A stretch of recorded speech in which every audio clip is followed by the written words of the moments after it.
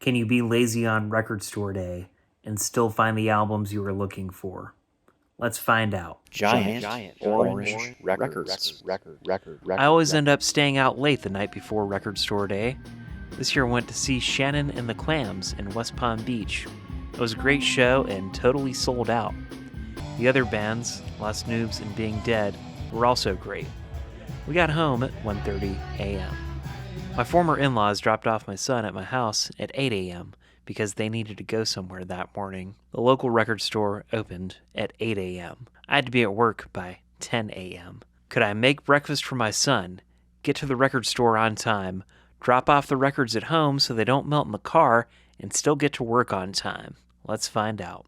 I made breakfast while listening to an original 1972 Nuggets that I had picked up the Thursday before record store day. Something about this compilation just puts me in a good mood. But this original pressing does that annoying thing where side 1 and 4 are on one disc and side 2 and 3 are on the other disc. What were they smoking in the 70s? My reissue is not like this. Why do I even need an original? It has more patina, and somebody probably had their mind blown when they listened to this very copy in 1972. What's wrong with us record collectors? I had a pretty good vinyl haul the week before record store day this year, which made me a lot less inclined to care about the record store day special releases. I picked these up from Rust and Wax in West Palm Beach. An original Graffiti, an original Merry-Go-Round, the Gentrys, the Electras, an 80s Cuba's reissue, the first Tyrone Davis album, some Motown, and a reissue of the Challenger Surf Beat from Record Store Day Black Friday 2024. Now this surf reissue has a major crater at the end of track 1 that causes a major click.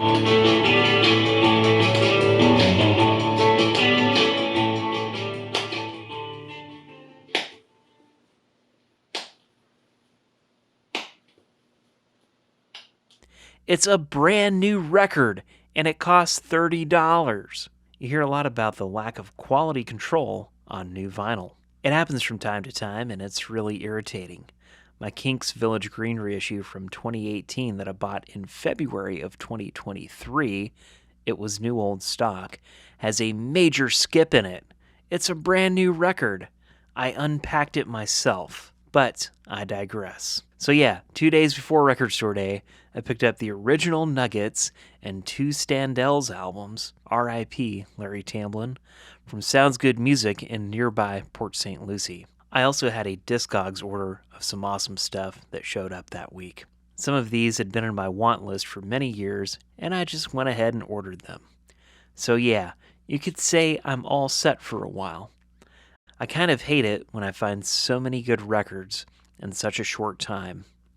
It gets really hard to listen to all of them. It's a good problem to have, really. I have much worse problems in my life. It's cool that us record collectors have made a day that's all about special vinyl releases that support local brick and mortar stores. So back to the morning of Record Store Day 2025.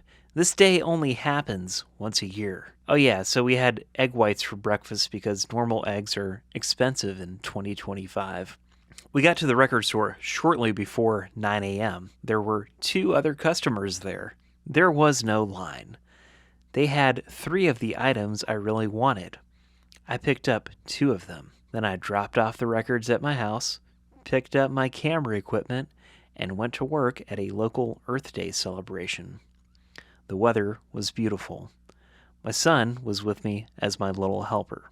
Then we went back home, dropped off the camera equipment, had some ice cream, and made our second trip to the record store. I deliberately did not pick up the 13th Floor Elevators Live in Houston album the first time because I have this 1980 live bootleg that sounds pretty terrible. But by the time I got back to the record store for the second time on record store day, and mind you, my local record store is only 5 minutes from my house, my friend, the clerk, had already opened one of their 4 copies, played it, and was happy to report that it actually sounded quite good. The owner of the record store also confirmed this and greeted me ecstatically with the news when I walked in for the second time. So I picked up a copy for myself and a friend of mine who was also there later in the day picked up a copy for him. As much as I hate living in a place that generally hates good music, it's a major benefit once a year on Record Store Day. Yes, I can be lazy on Record Store Day and still find my most wanted records. I call it a win-win. This Live Elevators album actually sounds quite good. You can hear all the instruments pretty clearly, including the bass and drums, which is pretty impressive for a 60s recording. And of course the guitars and vocals sound good and energetic. Even the electric jug sounds pretty good. It ain't no Live at Leeds, but Rocky & Co. never had the chance to go back to the studio and overdub their live albums. This is not a perfect performance by any means, but if you're an Elevators fan, I would recommend getting this. The bare bones packaging is a little disappointing, but that just helps keep us focused on the music. Rocky's vocals are clear and present, and the drums sound incredible for a 60s live recording of a rock band. I was skeptical at first, but this is truly delightful for what it is. And hey, we get most of the great songs from the first album and one from Easter Everywhere. The Lalome and Eden's Children albums are also excellent additions to my collection. There is so much good music out there. Which reminds me, I haven't listened to my favorites from Record Store Day 2024 since this time last year. It's time to give those another spin. Remember to enjoy the music. That's all that really matters. Giant, orange, giant, orange, giant, orange, giant, orange.